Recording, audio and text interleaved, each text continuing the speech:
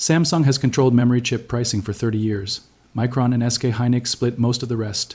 Between the three of them, they've effectively decided what your phone, your laptop, and every server on the planet pays for memory for 3 decades, with almost no real outside competition. That just cracked.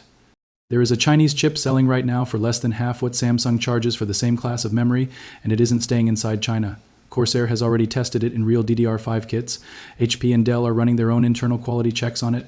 Asus and Acer are reportedly negotiating directly with Chinese suppliers to bring it into their own products.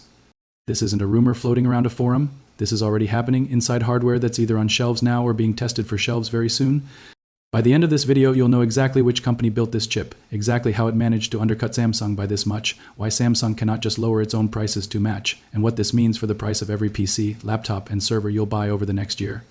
To understand why this matters, you have to understand how unusual the memory chip market has been for the last 30 years. DRAM, the short-term memory inside basically every device you own, has been controlled by 3 companies, Samsung, SK Hynix, and Micron. Not 3 companies among many, 3 companies control almost the entire global supply. If you've bought a phone, a laptop, a gaming PC, or used a server farm anywhere on Earth, the memory inside it almost certainly came from one of these 3. When an industry is concentrated like that, the normal rules of competition don't really apply. These companies don't have to fight each other on price the way a crowded market would force them to. Instead, they manage supply. They expand production when demand is rising and pull back when it softens, and because there's no 4th or 5th serious competitor capable of disrupting that rhythm, prices follow whatever the big 3 decide is profitable, not what a genuinely competitive market would produce. That dynamic has gotten worse over roughly the last year for a very specific reason: artificial intelligence. Building AI infrastructure, the GPU clusters that power things like large language models, requires enormous amounts of high bandwidth memory. That's a different, more advanced category of DRAM than what goes into your laptop, but it's built in the same factories, on the same production lines, by the same 3 companies. When Samsung, SK Hynix, and Micron have a choice between allocating factory capacity to high-margin AI memory or lower-margin consumer memory, they choose AI memory. That's just rational business. But it means consumer-grade DDR4 and DDR5, the memory that actually goes into the PC you or I would buy, gets squeezed, less supply. Chasing the same demand, prices climb. The numbers reflect that directly. A 32 GB DDR5 kit that cost somewhere around $200 2 years ago is now commonly priced above $350. That's not general inflation. That's a deliberate allocation decision made by 3 companies that don't have to worry about a serious outside competitor undercutting them. These are the stakes for everything that follows in this video. When 3 companies have controlled a resource that the entire global tech industry depends on for 30 years, a 4th player actually breaking through isn't a minor industry footnote. It's the first real crack in that structure in 3 decades, and it's happening at the exact moment that structure was squeezing consumers the hardest. The company behind this is XCM Changshin Memory Technologies. If the name is unfamiliar, that's completely normal outside of hardware circles. XCMT was founded in 2016, in an industry where Samsung's memory division has been operating since the 1980s. A company that's only about 10 years old is essentially a newcomer. But XCMT has grown fast. It's now China's largest domestic DRAM manufacturer, and it already controls close to 8% of the entire global DRAM market, a real measurable slice of a market that used to belong almost entirely to 3 companies. Its customer base isn't small or obscure either. Alibaba, Tencent, and ByteDance, 3 of the largest technology companies in China, already buy XCMT memory for their own infrastructure. Here's the part of this story that actually explains how it happened, and it starts with a piece of background most viewers won't know. The most advanced way to manufacture a chip to physically print the circuit patterns onto silicon uses a technology called UV lithography, extreme ultraviolet machines. These machines are made almost exclusively by 1 company in the world, a Dutch company called ASML. They are extraordinarily expensive, extraordinarily precise. And the United States has restricted China's access to them as part of the broader US-China chip war. Without EUV tools, Chinese chipmakers can't compete on the most advanced manufacturing nodes, the ones used for cutting-edge processors and the newest generations of high-bandwidth AI memory. XCM's answer to that restriction wasn't to wait it out. It was to get extremely good at the older technology China could still access: DUV, deep ultraviolet lithography. DUV machines are less precise than EUV, and they can't produce the absolute newest chip designs. But they're more than capable of producing solid, JEDEC-compliant, consumer-grade DRAM, the kind that goes into ordinary laptops and desktops, not cutting-edge AI accelerators. Using DUV tools, XCMT built out what it calls its 16-nanometer process, internally labeled G4. That node is now the backbone of XCMT's DDR5 and Elder 5X production, and those chips are already shipping inside real memory kits from brands like Corsair, Gloway, and Kingbank. In plain terms, here's what happened. The US tried to lock China out of the most advanced chip-making tools in the world. China couldn't get those tools. So instead of trying to match Samsung at the cutting edge, XCMT focused everything on perfecting a less advanced manufacturing process for one specific product category: basic consumer DRAM, where good enough, plus dramatically cheaper, was enough to start winning real, paying customers. The restriction didn't stop China from competing. It just changed where China chose to compete. Now let's get into the actual numbers with sources, because this is the part you need on screen to back up everything in this video. Stat 1 price: CXMT DDR5 memory modules are currently showing up on the market priced around $150. Equivalent products from the major global suppliers Samsung class memory of the same generation and capacity are running anywhere from $300 to $400. Do the math on that range, and you're looking at CXMT pricing in at roughly 50–60% below what comparable Samsung class DRAM costs right now. That's not a modest discount retailers use to compete on margin. That's a structurally different price point. There's a second confirmation of this pricing gap on the older side of the market, T2. DDR for the previous generation of memory, still widely used in everyday PCs and TVs, tells the same story. Korean industry reporting covering how Samsung and SK Hynix are responding to Chinese competition confirms that CXMT has been offering its older generation DDR4 chips at roughly half the prevailing market rate, specifically as a strategy to grab market share while global memory supply stays tight. So this isn't a one-off discount on one product line. It's showing up consistently across two different chip generations, confirmed by two completely separate sources. Stat to adoption. This is the stat that turns this from interesting cheap alternative into actual disruption, because price alone means nothing if nobody trustworthy is willing to use the chip. Corsair, one of the most recognizable PC component brands in the West, has reportedly tested DDR5 memory modules built using CXMT chips.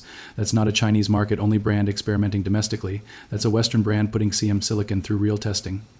HP and Dell, two of the largest PC manufacturers on the planet, are independently running their own quality tests on CXMT DRAM, and Asus and Acer, two more major global PC brands, have reportedly been seeking direct cooperation with Chinese memory suppliers.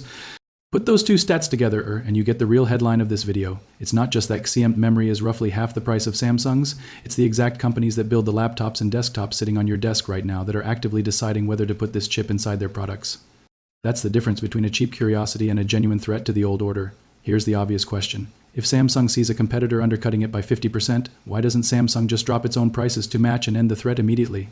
There are three structural reasons, and none of them are things Samsung can simply fix by deciding to. Reason 1, the subsidy gap changes the entire competitive math. CXMT and other Chinese memory manufacturers operate with significant backing from the Chinese state, tied to China's broader push for semiconductor self-sufficiency. That backing changes what winning means for the company. A publicly traded company like Samsung answers to shareholders who expect healthy profit margins year after year. CXMT, with state support behind it, can prioritize market share over short-term profit, essentially treating margin as secondary to the strategic goal of reducing China's dependence on foreign chips. When one competitor is structurally allowed to operate at thinner margins or even losses to win customers, and the other answers to investors who won't tolerate that, you don't have a price war. Samsung can simply win by matching the number. Cutting its own prices to CXMT's level would hammer Samsung's margins in a way CXMT doesn't have to worry about.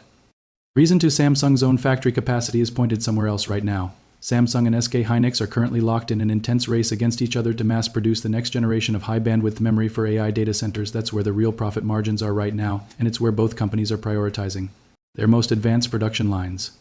At the same time, more than half of the total DRAM production capacity at both Samsung and SK Hynix is still tied up just producing general-purpose memory to keep up with baseline global demand. Their newest, most advanced capacity is chasing AI-grade chips, not undercutting a Chinese competitor on basic consumer DDR4 and DDR5. CXMT doesn't have that same conflict pulling its attention away. It isn't trying to compete in cutting-edge AI memory yet, so all of its newer manufacturing capacity goes straight into exactly the consumer-grade chips that Samsung and SK Hynix are deprioritizing. Reason 3, the export control fight cuts in a direction nobody fully planned for. U.S. restrictions block China from buying the advanced TUV lithography tools that Samsung and SK Hynix rely on to build their newest, most advanced factories.